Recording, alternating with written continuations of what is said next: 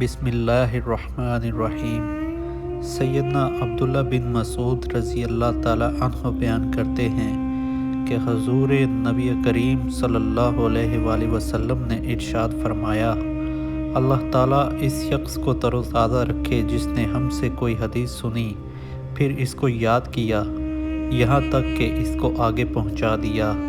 کئی ایسے لوگ ہیں جن کو حدیث پہنچائی جاتی ہے، وہ سننے والوں سے زیادہ یاد رکھنے والے ہوتے ہیں۔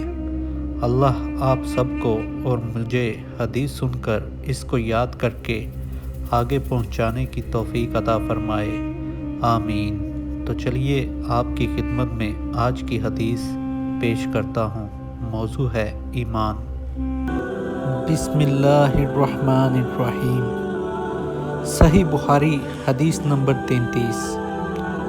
آپ صلی اللہ علیہ وآلہ وسلم نے فرمایا، منافق کی علامتیں 3 ہیں: جب بات کرے جھوٹ بولے، جب وعدہ کرے اس کے خلاف کرے، اور جب اس کو امین بنایا جائے تو خیانت کرے۔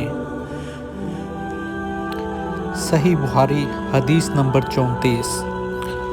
رسول اللہ صلی اللہ علیہ وآلہ وسلم نے فرمایا کہ 4 عادتیں جس کسی میں ہوں وہ خالص منافق ہے، اور جس کسی میں ان 4 میں سے ایک عادت ہو تو وہ بھی نفاق ہی ہے، جب تک اسے نہ چھوڑ دے۔ وہ یہ ہیں: جب اسے امین بنایا جائے تو امانت میں خیانت کرے، اور بات کرتے وقت جھوٹ بولے، اور جب کسی سے عہد کرے تو اسے پورا نہ کرے، اور جب کسی سے لڑے تو گالیوں پر اتر آئے۔ اس حدیث کو شعبہ نے بھی سفیان کے ساتھ عمش سے روایت کیا ہے۔